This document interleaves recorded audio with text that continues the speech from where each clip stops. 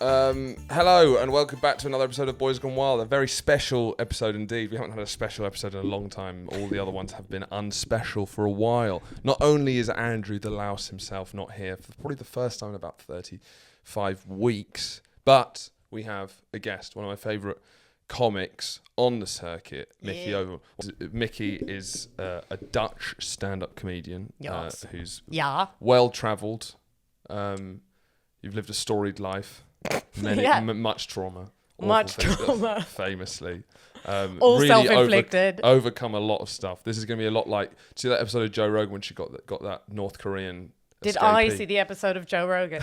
Oh, you've really nailed me there. I don't Micky do... clearly big fan of Joe Rogan. I don't do research. I just pick up on vibes. No, but it is like he had one you where really throw it out there. He had escaped someone from North Korea, and they just talked about the state of it. And I hope to try and reach that sort of level. Oh, yeah, and we will. Yeah, in your Joe Rogan rewatch podcast. I might actually start a Joe Rogan. I forgot to listen to the episode. I'm so sorry. I'm planning to potentially have a Joe Rogan reacting podcast where we have a podcast where we watch Joe Rogan. Yeah, but you say nothing. It's all in the face. Yes. Yeah. Still an audio medium. Yeah. All in the face. Do you find it really like... It's kind of fun because this is like podcast is great, and then you're like, it's great because it's an audio medium, but then every fucker on the planet has started doing camera. Yeah, but I think cameras. I don't have the confidence for this. It does. It starts to erode. I don't look great on this side. Andrew looks a lot better than me on camera, and I've certainly been. We've done this every week for. Oh wait, you usually sit here? No, I sit here. He just looks better. Okay. Do. Got it. And we've done this every week for about 2 years, and it's through the highs and lows of lockdown. So think about everything we've been through in 2 years. If every week, me and you, it's been a rocky ride, Micky. Yeah. We've come through. Yeah, we've come so far. We've come so far. That's what everyone says. It's amazing Yeah. It's amazing that you guys still have such a strong bond. It's amazing that I'm even here. Yeah. Okay, I'm gonna think about everything we've been through. And then we've been through what so we've been much. through, you and I in the last 2 years, just these constant battles between the two of us. So we've met 3 times? Yeah. 4 times maybe? Yeah. And every time it's been pretty much like this. It's been a roller coaster of emotions. Actually, I don't agree with that. Yeah. And then we need like 3 months to calm down. Maybe 6. Yeah, so you're from the Netherlands, but you've also lived in Canada. That's right. Yeah, I did a tiny bit of research. Oh my God. Why did you live in Canada for start? Well, I moved there because I wanted to leave home. Yeah. But like with a bit of drama, and what's grander than the other side of the world? I thought it was a genuine question. Sorry, I was trying to work it out. What is grander than the other side of the world? No, I was going to do like an acting course. See, I also have shame about this. But I think what it was that I wanted to perform. And obviously can't do stand-up because women can't do stand-up. No. And then, did like an acting course. And then through that, I mean, I think I would have gotten to stand-up so much quicker if I just didn't have all of this shame surrounding the fact that like I wanted to perform. Yeah. And I wanted to say my own stuff. So first I went to acting. It's like, that's less embarrassing. That happens to a lot of other people. people's stuff. Yeah. Yeah. And then that was not for me. Like, no, I really like it. And I would still do it. But it's like, it wasn't right. Yeah. And then I did improv. Oh my God. Yep. I went the full country towards stand-up. Is improv like... was that was just a side thing, or did you plan? Were you going to be like, I'm an improv guy? No. When I was acting, I just realized I just want to do funny shit. Yeah. I just wanted to do the funny scenes. Yeah. And they were always like giving you like really dramatic scenes. Yeah. And I'd just be like, I have absolutely no interest in this. You want to be falling through the trap door. Yeah, I just thought tumbling down the stairs. Yeah. And then I thought, well, okay, comedy. So then improv, and then that was just not for me at all. I just don't like it. And I think it's probably improv? like, no, I don't like it. No, I don't. It seems a lot more fun to do than watch. It's, I think, like plays. Yeah. It's like it's for the people in them. Yeah, that's what I feel Yeah, like. yeah, Yeah, yeah, yeah. Because whenever I've done improv, I've had an absolute blast. And No, I'm of like, course, that's yeah. great. But I wouldn't. I don't want to. I felt bad for the audience. But 'cause I see, was like, did you find this? Yeah. That so I just had, I think, control issues when I was doing improv, which is obviously the worst thing. Yeah, you that's can the have. worst, yeah. So I was just like, this is not good. Yeah. Like someone would, give you a suggestion. You're like, oh, this is a terrible suggestion. Oh, this is gonna be horrible. So I think I was just so in my head, and then I was also a bit worried about. I think just language-wise, I was a bit worried because I would get in my head about the fact that like I needed to be quick on my feet. Were you just worried that you're going to start going into Dutch? Yeah, exactly. You panicked, and it's just every time you just went into Dutch and then Yeah. forgot what words. Oh, that's but did you have like a freak out there? It's like you'll just forget English. Yeah. Just halfway through, you'll just That forget. I had such a worry about that. And it's ridiculous because like I go through life in English, so it's not like that is any different. Yeah. But just because like the pressure's on, I'm just Yeah. like it's all gonna go to shit. And then finally I moved to London. But and you were tried doing that in stand-up. Canada. Yeah, I did that in And Canada. but North American improv is actually good though, isn't it? There's actually some good stuff there. Yeah, there is. Because here it's like a... It's me that wasn't good. It wasn't, Okay, yeah, it wasn't yeah. like improv is bad. Because I was speaking to Claire House, who started doing improv in, I think, Chicago, actually. And she's like, it's just a different... Like, it's a proper... Yeah. It's like a proper thing there. Like, But also, like, all the improv people we fuck love. as well. I was They like, fuck? do they... And they're like, yeah, they fuck and stuff. And it's like, I don't think improv people fuck here. Do you know what I mean? Like, after shows, they'll be like rock stars. Do you know what I mean? Do you know what I mean? Like, They fedora in fuck. hand. I thought you meant like in general. I'm like, I hope they do. Yeah, well, that was the first thing I was like, from the way she described it. Like she was in England, when you do improv, you have to also do a vow of celibacy. Yeah, well, it's like a monastery. It's like you become part of the brotherhood. That's part of it. Yeah. It's like, oh yeah, that makes sense. Why they're all such cogs. Yeah, because in America it seems like it's a bit more of a kind of. It's I mean, not like magic. that's what I was gonna say. It's like everyone we love or everyone I love. Yeah. Let's not make any. Let's not do any. Let's not make any broad generalizations. We've already realized we don't like the same people. But everyone I loved was an improv person. Yeah. Like, I'm a huge like Kristen Wiig fan. Yeah. And stuff like that. And it's like, but it wasn't for me. All that generation of SNL, but everyone's God. favorite SNL generation is their generation. But the Bill Hader, Christian the- Wiig, yeah. Amy Poehler, Tina Fey. It's that thing of like, was it good or were you it- 16? Yeah, Doctor That's Who. I just don't know. It's very hard to tell. Yeah, I love like that whole, all those people were just, I thought were the funniest. That's why I wanted to do improv. I was like, this is it. But There's such a it clear wasn't route it. in America, which is quite nice. I feel of you go from improv. Yeah, but to I think that's sketches. more American. Yeah, but here it doesn't. I don't think it. You have like. You have Well, a in America, weekly- they just have such incredible access. Like in here, stand up is quite isolated. I find. And In it's what quite, sense? Well, like there, if you do stand up, you're also going on auditions, and it feels like more all encompassing.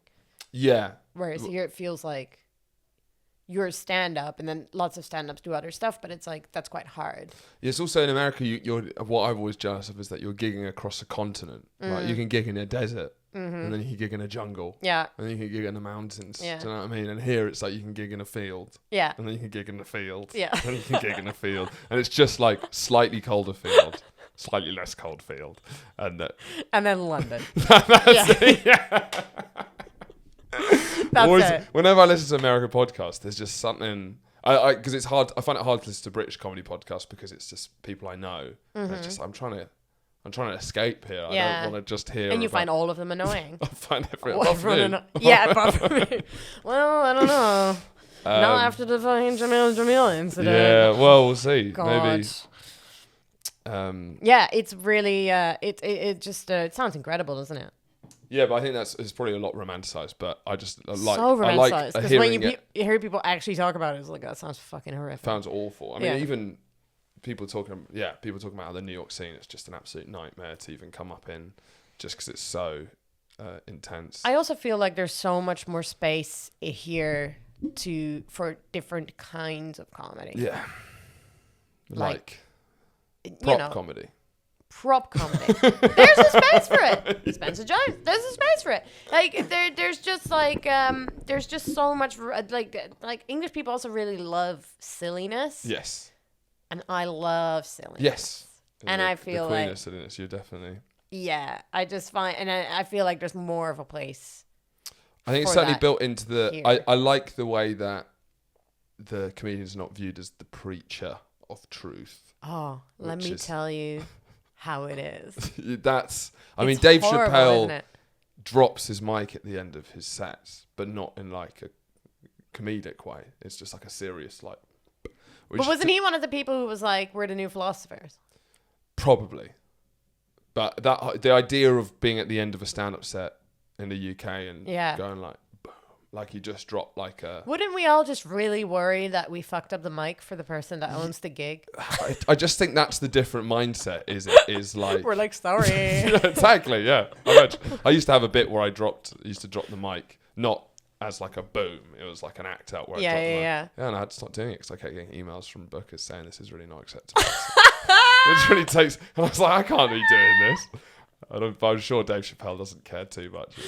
I doubt Do you people, think? Do you think he's like, I'll buy you really? a new Did mic. I? I'm sorry. He probably doesn't even offer to buy him a new mic. You had me, okay? Yeah, but doesn't he also show up like 40 minutes late? And then just performs for like 3 hours. I mean, I'll never understand it. Yeah. I don't understand how people run over. Yeah. I'm way too much of a goody-goody. I guess at 10 minutes. Were you good at well behaved at school? And was I good at school? Were you well behaved at school? Yeah, of course. Look at me. Yeah. Did you crave? Did you fixate on a teacher and be like, oh, it's really important that you think I'm good? No, I wanted to like not stand out. I just wanted to fit in. Yeah. So not make any noise in any direction. And now. I really failed at that as well. Yeah, really failed. People were like, "You're clearly..." Now everyone's facing you, and you're just making noises. Yeah. Your whole But act is also, just- like, I failed at it then. Yeah. People were like, "You're clearly weird. Like, we Yeah. don't like you." And I'm like, "Oh no, no, I'm actually just a background person." Doop-de-doo. I remember when I was like, so my high school year, it was 6 years in secondary school. And about 4 years in, I was like, I have never been kicked out of class. I had this realization. I was like, I've never been kicked out of class. And I was like, that's nothing. Like that can't happen. Like if I want to be like someone who has something to say, you gotta be kicked. You gotta be kicked out of class. And I genuinely tried, but I would never. Well, how would you try and get kicked out of class? Like, this is how far I probably got. Was just like, be like a little bit too loud. And they're like, why are you loud? And I'm like, I'm so sorry. Yeah, well, fair enough. Yeah, I just absolutely had nothing. Yeah. There's no instinct in me that could not just, like, listen to authority. Yeah, I'm just a bit dyspraxic. And so I struggle to follow rules, which is very different to not following rules. Yes. It's quite a key difference. Sometimes it's been mistaken. Yeah. But it's not the case. Yeah. You're mentally ill. I'm mishearing what they're saying. I'm incompetent. I'm clumsy.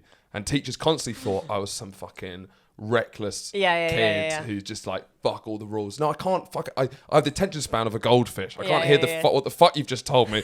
Where are we all going? Like, I was not I got in trouble so much at school. But it was never. Did other kids think you're cool? No. Like, was that at least like a fringe benefit from it? No, I think I filled in quite a weird gap. I was kind of odd looking person, but I was clearly, I was kind of like. Well, now obviously it's like a phoenix from the ashes. It sort of blossomed into a sex symbol of such. Yeah. We're all talking about it. Everyone's talking about it. Have you seen Horatio? Yeah, he's really sex peaked. Symbol. Yeah, that's a weird one. Because at least if you do it on purpose, there's some kind of pride in that. Yeah. No, I was very. But then I guess that just leads to just a disillusion with that sort of authority more because I can understand what the fuck they were saying. Yeah. So did you get good grades? Yeah, I did fine. I was not. How fancy are you? Did you go to private school? I did go to private school, but I'm not as fancy as everyone thinks I am. But it's sort of irrelevant me pointing out how I'm not as fancy as everyone thinks, because then it's like there's a very annoying thing people do in the arts, which is like, no, I'm not posh because my dad's best friend went to state school, or like, no, I'm not like a posh person. I fucking, you know, my grandma was friends with a bin man. Like it's not like or like constantly trying. For all intents and purposes. It's so fascinating. As a foreigner, it's so fascinating. It's so bizarre. It's such a raw, tense thing. And also how much it seeps in. Yeah. Like, I will describe my family in a class way. Yeah. I'd never thought about it before I moved here. It sucks for both people, though, especially now. It feels like it's so annoying having that. It's kind of, it doesn't work for anyone at all. No, it sucks. It's just horrible. It just gets in the way. Well, maybe it's because I'm in the arts. I'm sure like bankers are like. Oh yeah, no. I think bankers are probably like, oh no, I quite enjoy the division, but you know, I think when you're up close to it in the arts, lush, absolutely lush. It's privilege. In the arts, it's a very annoying thing, especially the fact that everyone has so many assumptions about you, both sides. Yeah, I think that's the main thing. Yeah.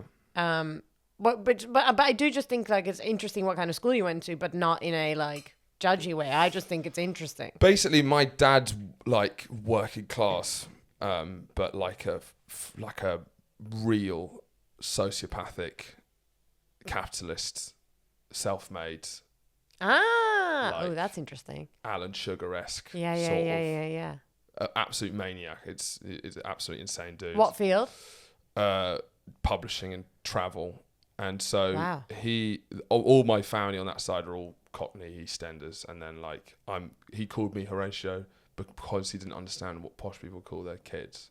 You know how like you know when you see footballers with big gold watches. Yeah. And it's like, is this it? Yeah, that's genuinely, you know, he's called John. Yeah. He's from Greenwich. Yeah. So it's annoying because I think he thought basically he had a huge class insecurity himself. Yeah, of course, overcompensating. Everyone who he would be with looked down on him for being he's flashy and trash. You know, my dad's trash for sure, but he I think was doing that to try and instead now I'm lumped with that it's like, shit. ooh, new money. Yeah, and then it's just but then I think my personal pet peeve, and this once again it's whenever I rant about it, it's like not a problem. No. It's a minor thing. Because everyone's like, it's not. I find it annoying how many. There's so many far posh people than me in comedy who are just like, I can spot them, like, and it's just they kind of sidle their way through, and because I'm called Horatio, it just sticks out so much more. But then it's the Hugos, it's the fucking Harrys, it's these sort of basic names that are that's what actual rich people. Just a bit more, you know, it's like a leather-bound watch. It's just a bit more tasteful. You know what I mean? Yeah. Whereas they know how to tone it down. I'm like an orange Lamborghini. Yeah. So you don't have the class. You don't have the class thing in the Netherlands. No. Yeah. And you know, obviously there is class, but it's just not talked about. Yeah. It's so weird to me. It's just completely was just never part of the vernacular in a way that it is now just seeped in. Yeah, but it's so specific as well. It's not like this is what happens to a country when they have this, and this. It's like nowhere else really does it like this. No, because also like we have posh people, but we call them cock, which is literally shit. Like that literally translates as shit. Shit. Yeah. So the our word for posh is shit. But is posh rich? No, they look the same. Like it's like boating shoes and. But it's yeah. It's rich manner. Rich old money posh people. Yeah.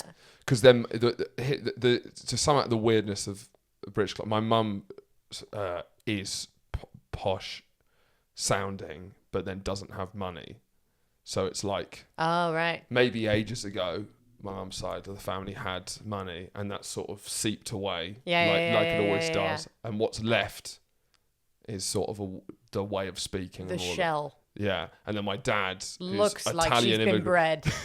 Yeah. And then my dad's Italian immigrant, sort of like just loud as fuck, just like foghorns of like Cockneys. and then it built. So they kind of met in the middle, and that sort of like sums up a lot of the That's bridge. Are they still together?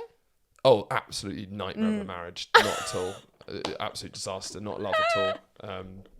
She was proposed to 6 times and then turned them all down and then panicked with my dad and had, it was I have no idea how either of them ever were in love. That's amazing. That's amazing. Do not belong together at all. Yeah, How about your yeah. parents? Your parents still together? Yes. That's pretty good.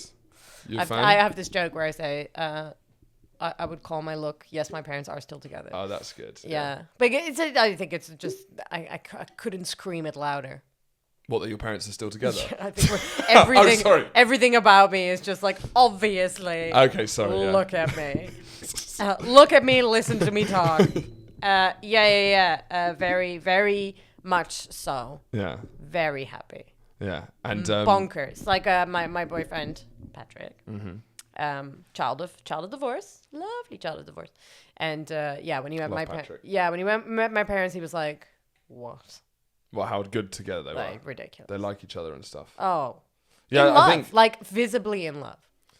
Absolutely mental. that's insane. So it's still like... Yeah, and I think me and my sisters all agree that it gave us an absolute ridiculous Standard to live up to. It's just like, how Did you feel... are we supposed to find love when we think that's what it is? Yeah, I think that's a good standard, though. I think it's good, much better. I think... Is it? I think we all really struggled. Oh, really? I think we all really struggled. Yeah. And then, okay, fair enough. And then you also have like, I'm obviously like, I'm in a very good relationship now. Yeah. So it sounds Was a bit... Patrick upped his game a bit? Yeah, Sounded like it was like a recent... He's really up to his game. Yeah, now, yeah. 3 months ago. 3 months it was on ago, the it rocks. really kicked in. Yeah, no, but like it weirdly, like especially like I see it with my older sister who's still single. Is just like I think a big part of it is just having seen what it could be. Yeah. And then everything instantly is like, well, it's not that. Yeah. Yeah, because I guess mine, I've never seen them in love ever.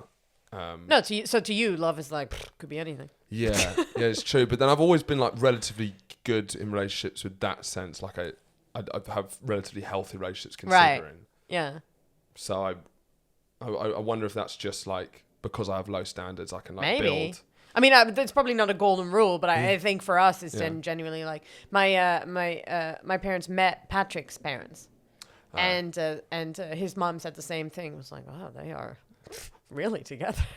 Yeah. I mean, I'm making it sound like they're like macking on the couch, but they're like teenagers. No, they're just That's what you want, just though. always holding hands and like. You kind of have to be aiming for that though, surely. Because I obviously I'm very cynical. Isn't it creepy? Maybe it's creepy. Maybe it's creepy. Maybe it's creepy. Maybe 20-year cycles. Yeah. 20 years. We're not meant to live that long. Maybe. Well, I also think it's like they've only ever been together, so it's like they got together young, as people. Oh, that's even more mental. I feel. Yeah, that is mental. That's the more mental bit Yeah. to me. How young? So my dad was 18. Oh my god, that is more mental. Yeah, so there was sort of a thing of like, well, and just never questioned it. And I just don't think that's part of our generation. No, like, I don't think it's a generation. I think we are very much like, no, you need to get shit out of the way.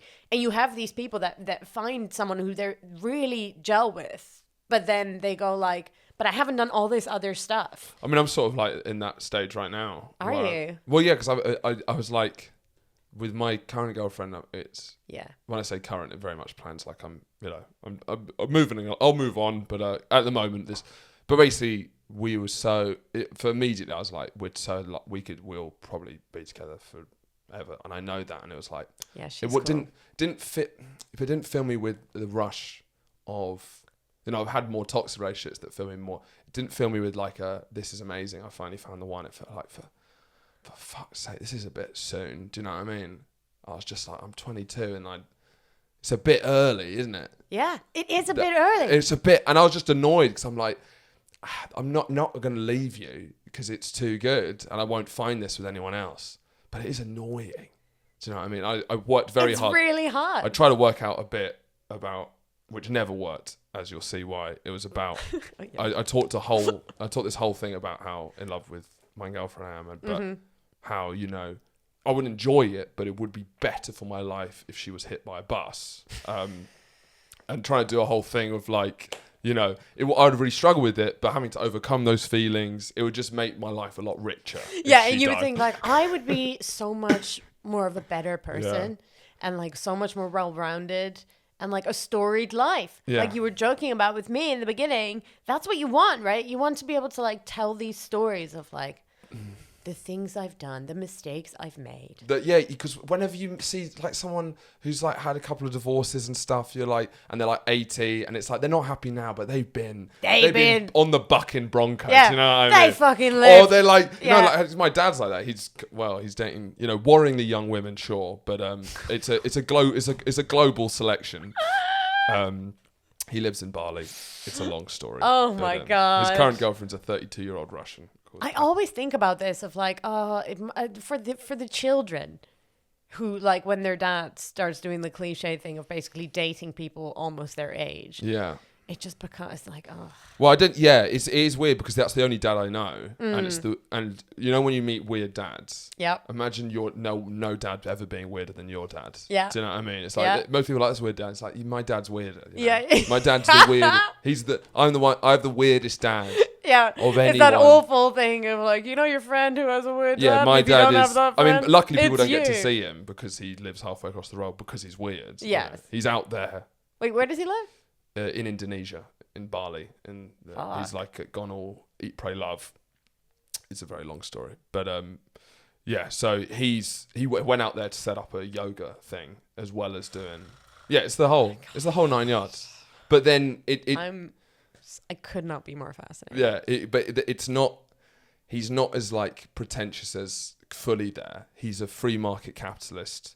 He's like a Thatcherite. I love it. And the thing is, I love it. And here, this is exactly what we're talking about is like, those are people that are interested and you want to hear about. Yeah, and he's never really, I think me and my sister are the only people he's truly like loved. I don't think he has the capacity for anything deeper than that. You know, I think he was considering breaking up with his current girlfriend because she didn't like cricket and she was sick of him smoking weed.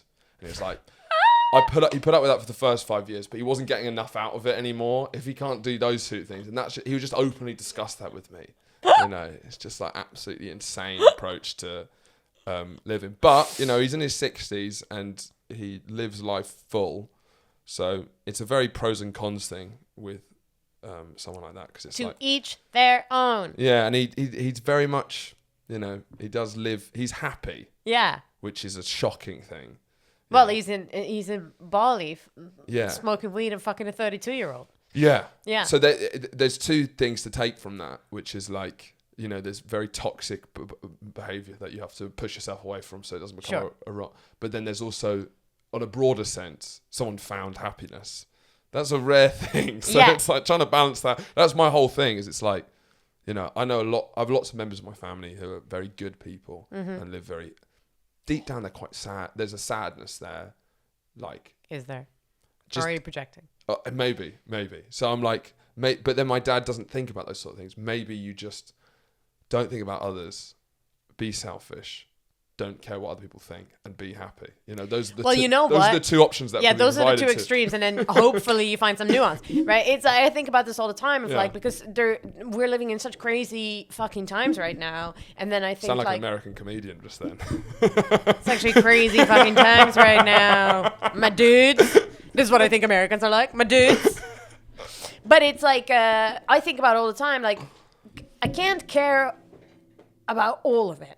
Yeah. Right? That's too much. Like Yemen. Yemen got really under the bus. Yemen is the collective thing that we've all collectively said, no, we can't. Can't care about Yemen. With Yemen's just everyone, no one's talking about Yemen because we're like, you know, even Jamila Jamil only briefly mentions Yemen. Do you know what I mean? She only will bring it up. You know. She only actually did one post. She only did one post about Yemen. But I mean, selfie. It's really like you can't do that and then also live a happy life. Yeah. Or if someone out there is doing that, that blows my mind. Like I cannot do that because you have to shut yourself off from some of it, which is then I guess the selfish part, being like I can't care about this. Yeah, but I think it's narcissistic to care about it all in a weird way. Well, I mean, I guess if that's like But like, say someone who isn't like flaunting it, Fine. who's like genuinely. What do you mean internalizing it and it's wrecking them?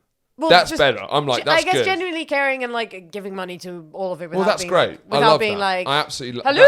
I love that. Someone who's crippled, just emotionally destroyed, doesn't share it, but the weight of the world is crushing them. Yeah. And they're suffering in silence. You That's love a it. hero. That's a good person. Someone who projects that stuff by putting it out. It's not for me. It's not for me. It's not for you. I'd rather have the like classic narcissist like my dad. Yeah. Or like someone who's just been destroyed Someone by... destroyed. Okay, no, I love it. Yeah. I've just, what I've done is I've decided to care about some of it. Yeah, we pick your poison, you know. I've Poison, I mean helping people. Yeah, I've picked my poison / helping people. What's your poison? What's your tipple? What's my tipple? Well, I just try to relate it to stuff I care about. Yeah. As in, like, stuff that affects moi. Like improv comedy and stuff. Improv comedy. Get him! So in the Ukraine, you're like the improv theaters. We need to start. We need to support them. Like no one's out there making people laugh. And like, how do people even get through life without some walls? Yeah. This is me tweeting. Yeah. At Ukraine Improv. But yeah. So like, I don't know, like things that affect women. Yeah. I care about that. Women's issues. Women's issues. Yeah. Care about that whilst firmly standing in the binary. Yeah. Keep the binary intact. That's one of my issues.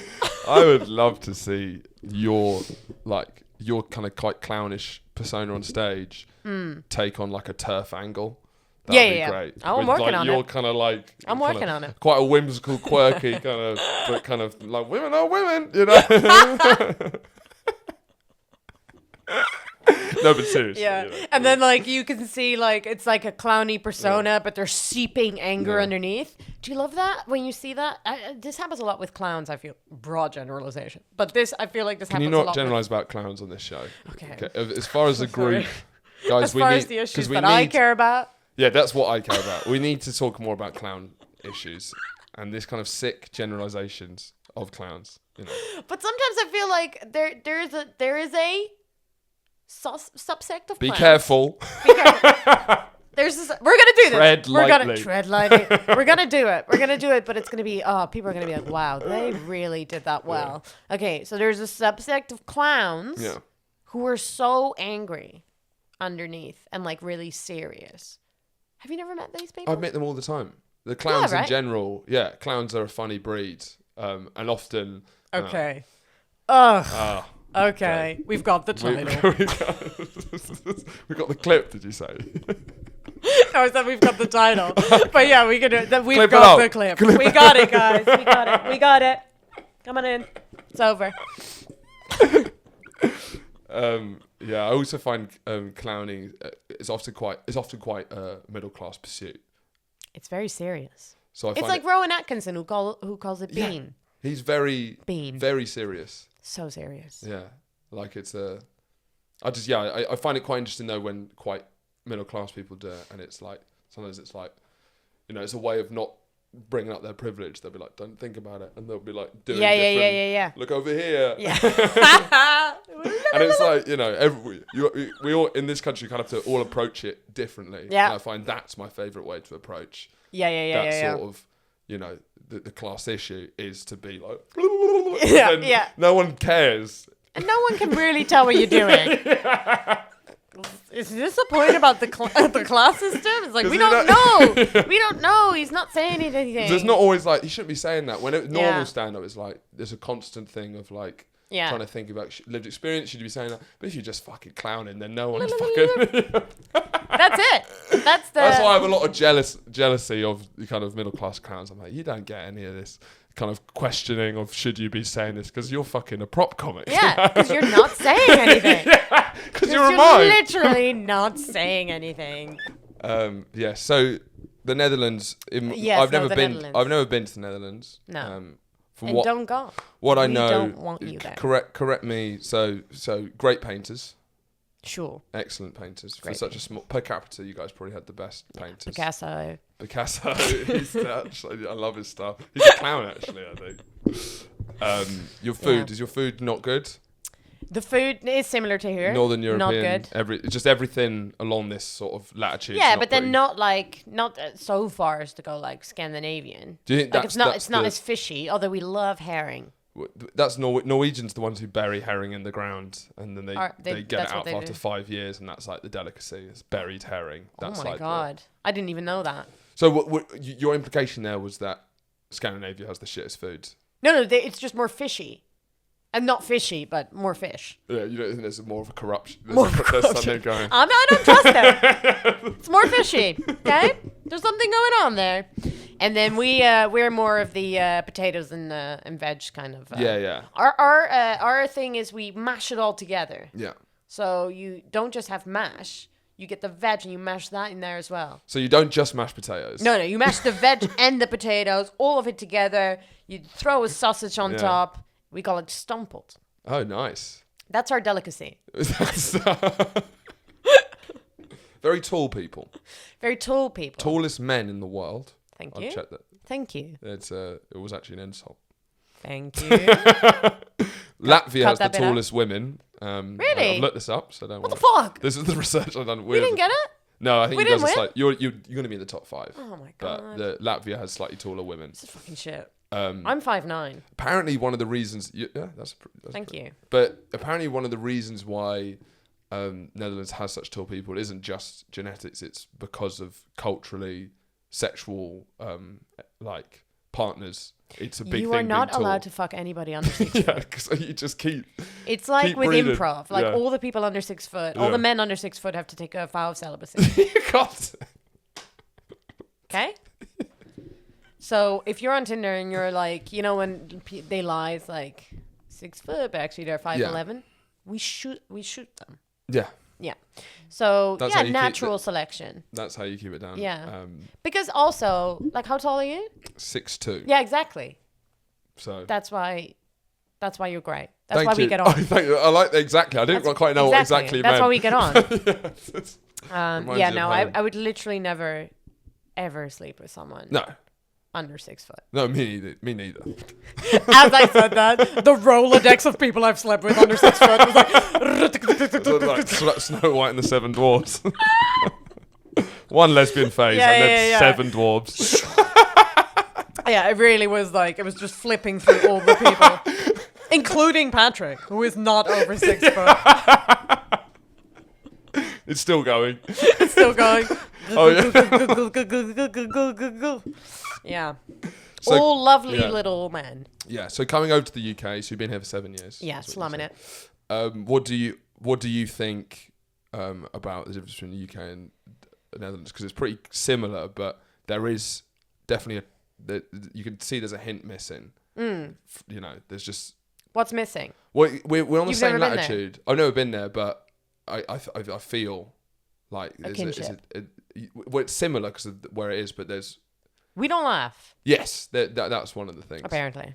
Which is so weird because, like, I remember laughing. I was more asking you the question. I didn't know that I was actually leading the point. Maybe you're right about that. Yeah. I remember laughing a lot. Yeah.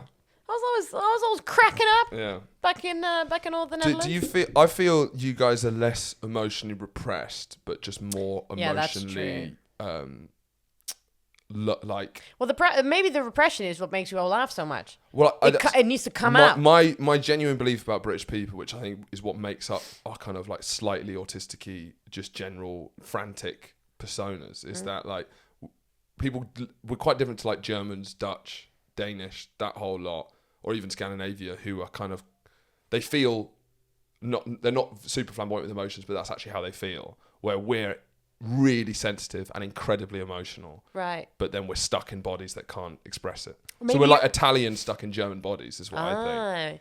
I just think it's probably like that's probably why it comes out in these balls, or Yeah. it's because you're so repressed, and Yeah. then you need like alcohol or Yeah. like someone making you laugh to be like, it's all coming out. Yeah. And then the Netherlands people are just like, Yeah. But we were already feeling this way. yeah, exactly. But that's your. My ex-girlfriend was Norwegian, and I think it's gross. Gross. But it's similar that it's like you ask them how someone is, and they'll say how they are, which to me I think is incredibly rude. Yeah. We have a little bit of that, I think. There's some like, that's not polite. Yeah. We have a little bit of that. But yeah. But we definitely it's don't. not the same kind of, No. your dad died last week, and it's like, fine, how are you? Kind of. No. Like, No. No. And it's just, the same with like when I first got here, like I think making jokes about sex is really funny. But maybe not in the way that, so here it's like, yeah, but say it as a euphemism. It's like you can say, like you can talk about it, but use other words for the things that you're talking about. Yeah.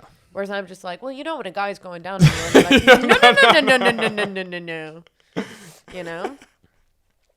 Say when the hamster is burrowing down. I don't know, but I can't even do euphemism. But it's like, it's really strange, and so people are like, whoa, it's like you saying the same thing. Like Fry and Laurie had this whole sketch where it was all the euphemisms when people are like, oh, that's funny, and it's like, it's vulgar. It's the same thing.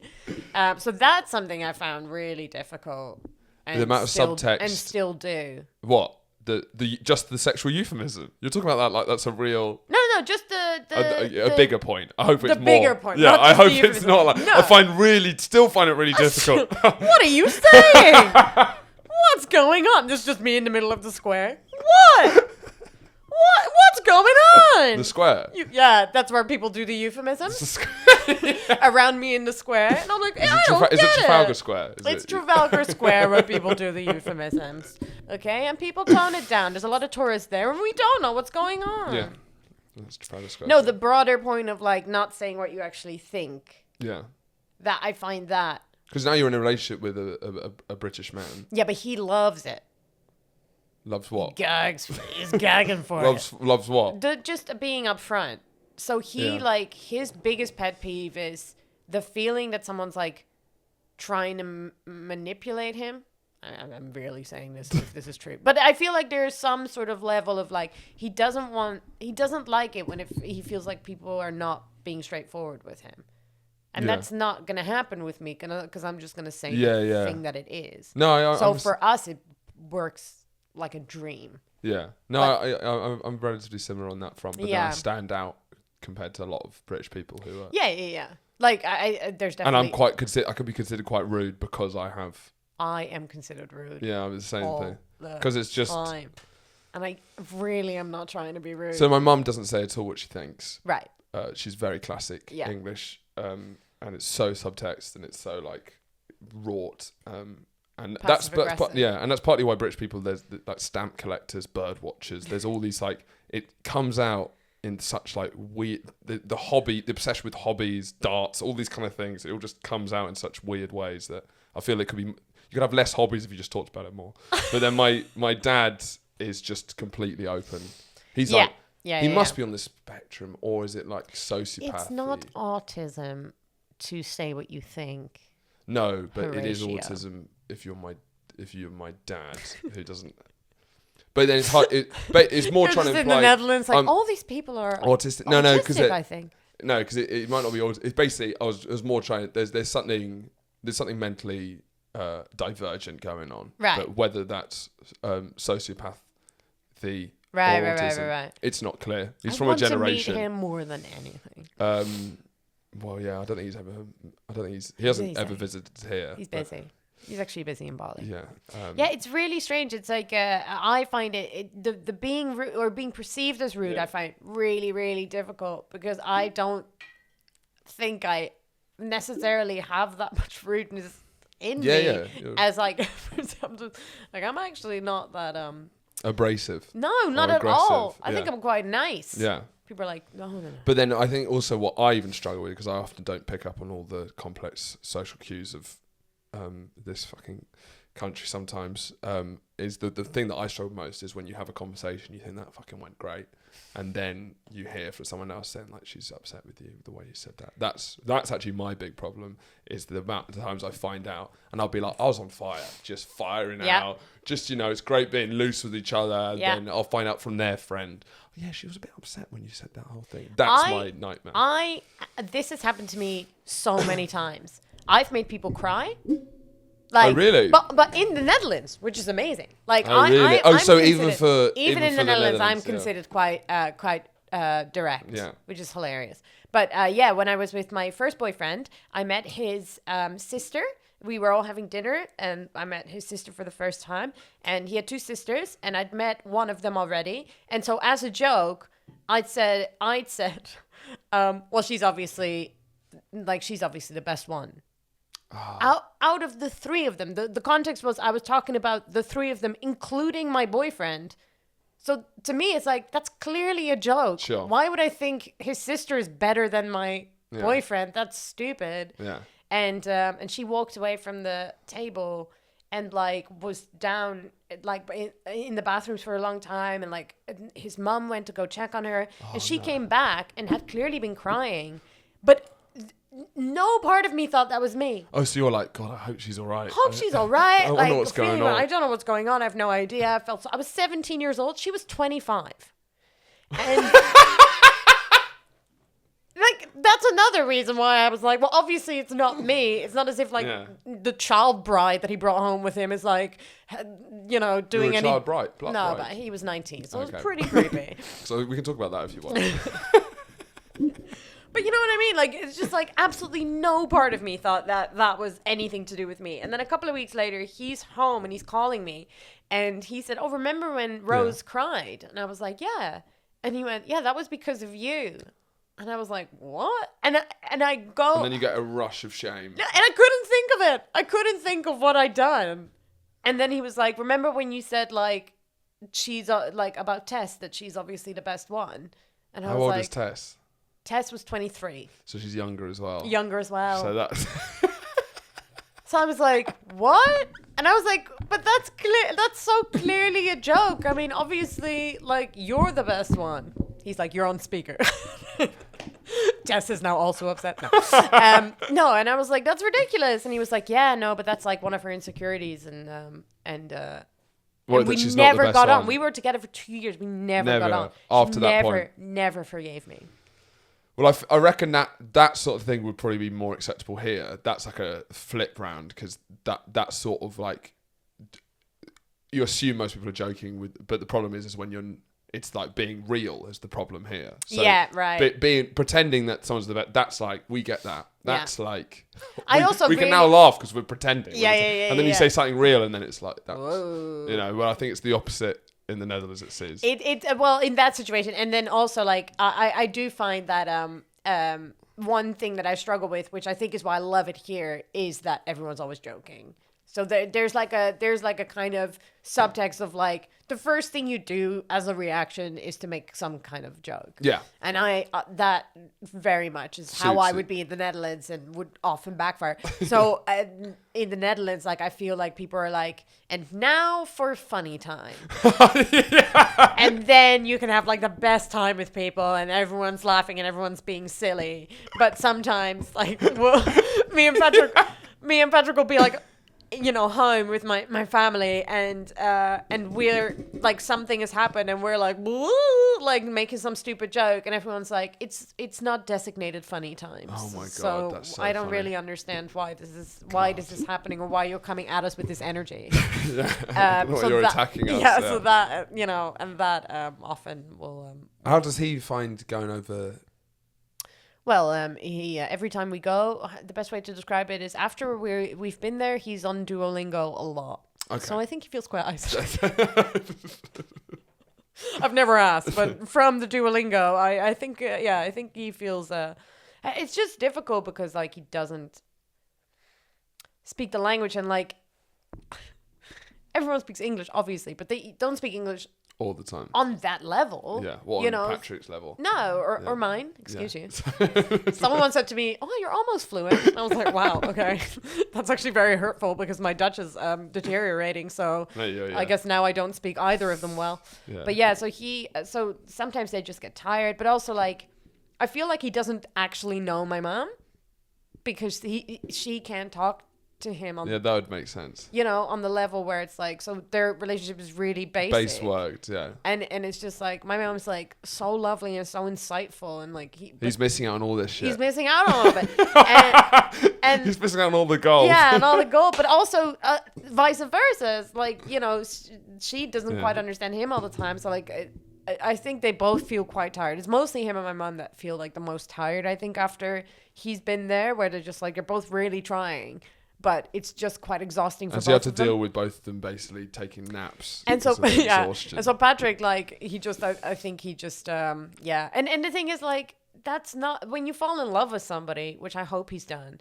I hope he I'll will ask him do. one day. I believe in Patrick. He you don't sign up for then learning, like, a language, like, that sucks. Yeah, you don't sign up for that. That's It's not like, part oh, of and the now deal. that I have Yeah. to do that now, like, Yeah. that sucks. And it's like, I've already nailed it. So Yeah, I and don't I actually am have very this jealous problem. of.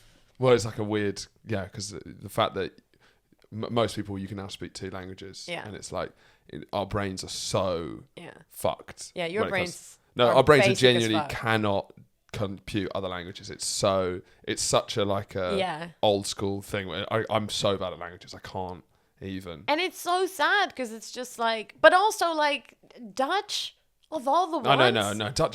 That's right. You know, I'd have to fall in love with the Dutch. That's Yeah. like, and I still wouldn't learn it, but that would be the only time I'd consider it. But it's like there's so many better ones. Like you could learn French or Spanish. Yeah. Something that people actually You can, like, speak all over travel, the yeah. world is like, no, you're gonna have to learn this horrible, really hard one. really hard language Yeah. that basically nobody speaks. Yeah, Have fun. yeah. Yeah. Poor Patrick. He's the real victim. What in the relationship? Was there a considered real victim beforehand? Well, it's Was it- always a competition. Healthy relationships are a competition. It's true. How do you find being in a relationship with a stand-up comedian? I find it the best. Yes. But your girlfriend does stand up. But she stopped. She stopped. No, I How heard did you that. find out about Someone told me. that? Probably Patrick. Probably Patrick. Yeah. Ugh, he's such a gossip. No, it's a shame because she was really, really good, and I forced her to do it. And she didn't enjoy it. That's She what I just- heard. Yeah, so I forced. I feel bad because in my head, and this, I think you can understand this. Mm-hmm. In my head, I was like, look, all I have to do is just get her to that first laugh, Yeah.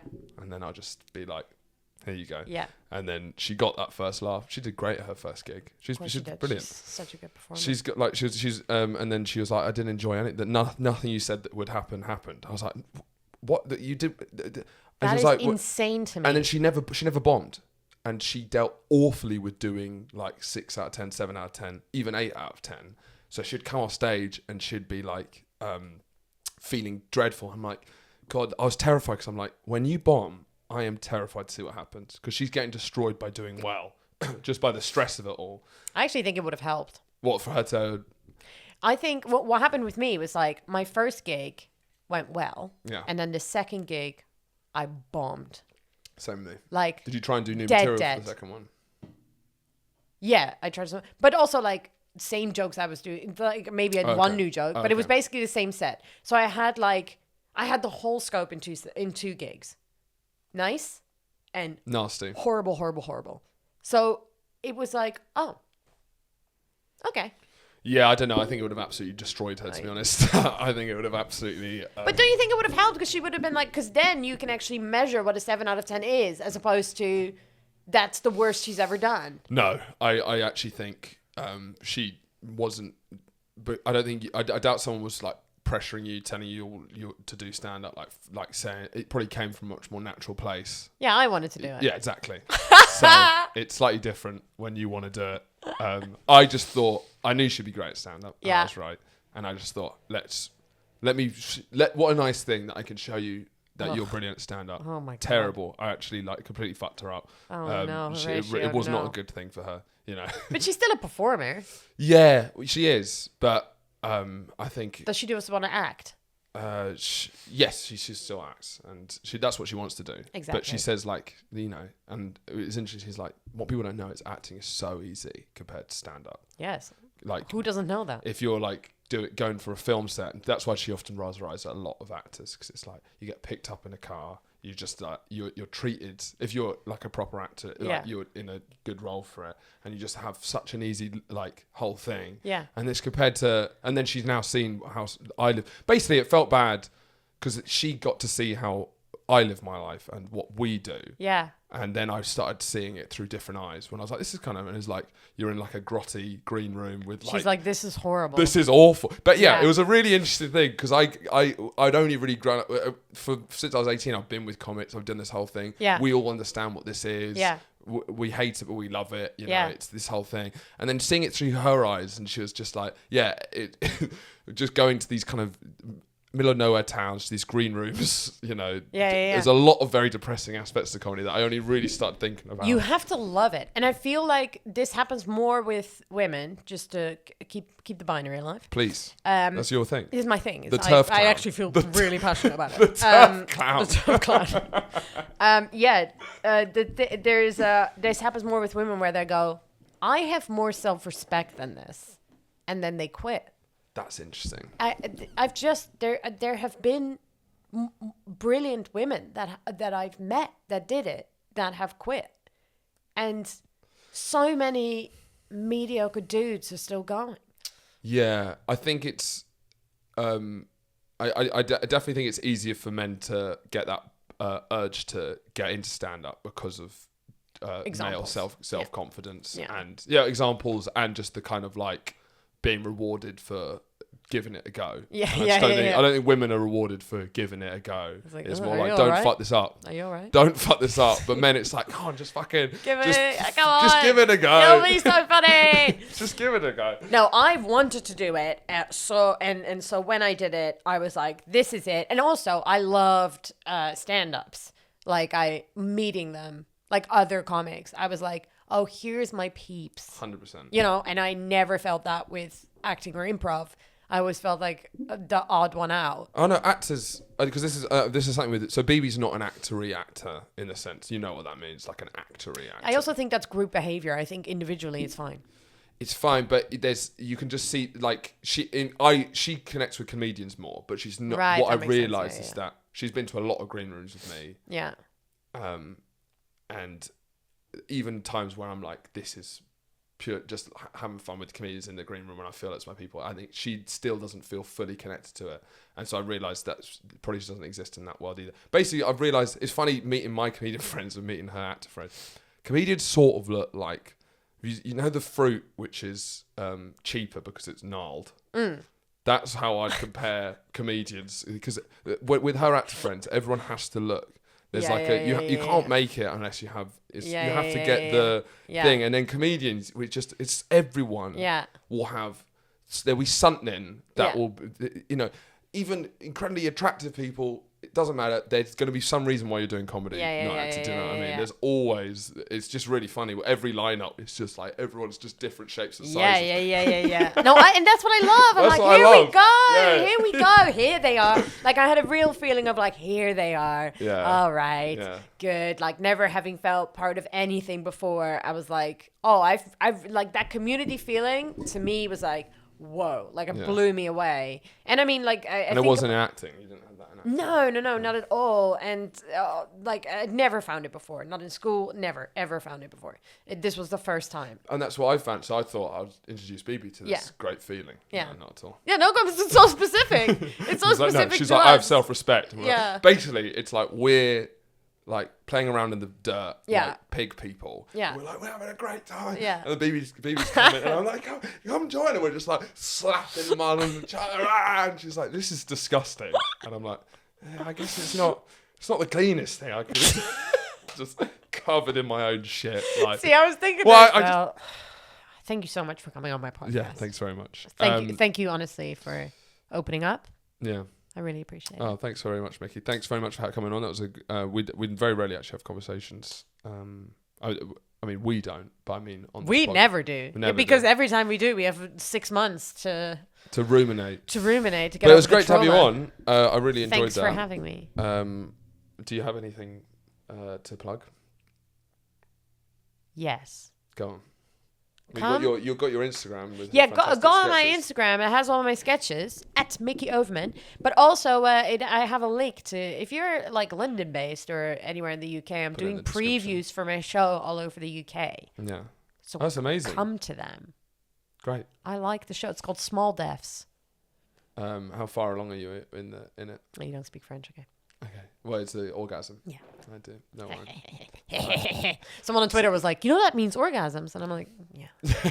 Although I was saying this, I think it's funnier if I will go anytime someone says something, I go, what? Oh no, that's disgusting. I can't change it anymore. Thanks so much for coming on, Micky. See you guys next week.